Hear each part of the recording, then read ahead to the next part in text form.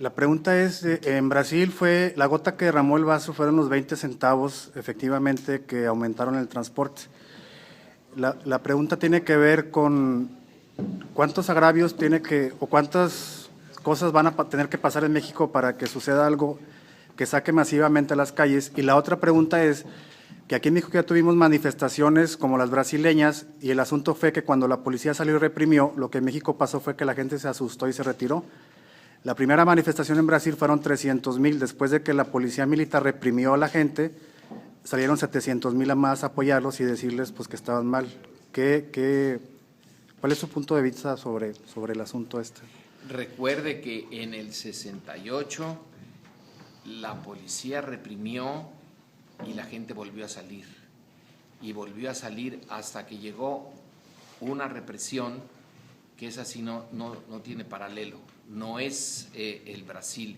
La represión que tuvo que sufrir esa parte de los mexicanos que salieron a hacer la política de la calle en la calle, se asemeja más bien a Tiananmen, a China. Y una vez que el ejército popular chino reprimió de la manera como lo hizo, ya no volvieron a salir los manifestantes. Llega un punto en que es casi imposible expedir el martirio. Ahora, en el caso de Irán, cuando las manifestaciones terminan con el Shah de Irán, el ejército del Shah reprimió y mató y volvieron a salir y volvieron a salir. Ahí había un elemento religioso. En el caso mexicano eso está ausente. Yo veo que la sociedad mexicana de hoy, la de hoy, está considerando que no va a ser reprimida ni siquiera como en el 68, menos con los casos extremos como el del ejército en Irán, y que tiene ahora una libertad de acción mucho mayor que la que tuvo antes, cuando el sistema autoritario y de partido de Estado funcionaba más o menos como maquinaria de reloj. Ahora quienes están a cargo del gobierno no tienen la capacidad ni la legitimidad, si es que alguna vez se tuvo legitimidad para salir y para la brutalidad que se hizo. Ya. Pero ahora eso es casi impensable. Si se desatan las manifestaciones en la calle y se hace política en la calle, puede que haya represión, no lo niego, es una posibilidad, en nombre de mantener la estabilidad, la paz, etcétera. Pero ya no va a... Unos cuantos violentos, dijo la presidenta de Brasil, que lo hemos escuchado también aquí. Doctor, ¿usted cree que se equivocó el gobierno brasileño en haber dedicado tantos recursos económicos a un evento que es de trascendencia mundial? Que Jorge Castañeda decía que solamente se puede dar el lujo a un país como China, que puede dedicar todo el aparato de Estado y reprimir si es necesario y no pase nada. ¿Se equivocó el gobierno izquierdista de Dilma Rousseff con esta inversión tan grande de priorizar estadios por hospitales y escuelas como los mismos brasileños reclaman en las calles? Yo creo que es una propuesta muy lógica, es decir, se dio uso a esos recursos, que son recursos escasos y que tenían posibilidades alternativas de inversión, en una área en la que el prestigio es lo que se va a recoger. Es el prestigio de Brasil, que va a beneficiar a todos los brasileños en principio. Pero probablemente se hubiera podido hacer este tipo de inversión sin tener una respuesta tan ahora contundente por parte del gobierno, de la calle, de decir no queremos eso, queremos hospitales y no estadios, si no hubiera sido por la corrupción.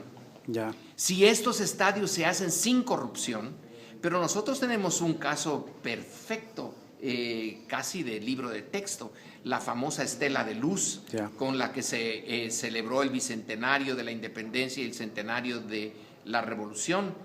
Los estadios en Brasil van por ese camino.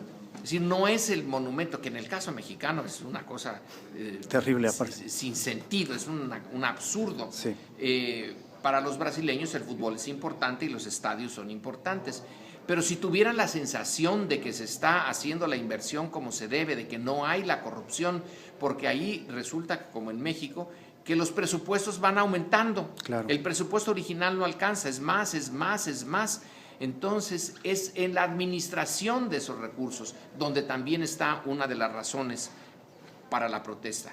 Probablemente, de todas maneras, se tiene que responder a la pregunta, ¿no hubiera sido mejor en vez de estadio, escuelas, etc.? Esa es una pregunta válida. Pero si al brasileño, con su amor por el fútbol y su deseo de que sea reconocido como potencia importante y país de prestigio, pudiera haber estado dispuesto a sacrificar parte de una por la otra, sí, ¿o qué tanto? En la medida en que hubiera habido una claridad en el uso de los recursos y que no hubiera habido esa sensación de estar siendo explotados por una clase política que, se mueve en medio de la corrupción. Cierto. Y por último, las redes sociales han jugado un papel importante en Brasil, al igual que en Turquía, han sacado masivamente la gente a las calles. En México hemos tenido casos como en Veracruz, donde desde el gobierno, desde el Estado, el aparato quiere criminalizar ese nuevo sistema o medio de comunicación. En Nuevo León recientemente tuvimos un caso que finalmente el gobernador lo vetó. ¿Cuál es su opinión de este ataque de Estado que se está dando a esta nueva herramienta de comunicación? El miedo se deja sentir aquí y en Turquía, donde también lo están tratando de controlar, o en Irán o en China. Las redes sociales pueden ser un instrumento al servicio de la sociedad fantástico, y es un indicador de la potencia que tienen, del enorme poder que tienen, el hecho de que se les quiera criminalizar. Pero finalmente recordemos que en el caso de Veracruz le salió el tiro por la culata. Sí. No prosperó y sí hizo el ridículo el gobernador, uno de los varios ridículos que ha hecho.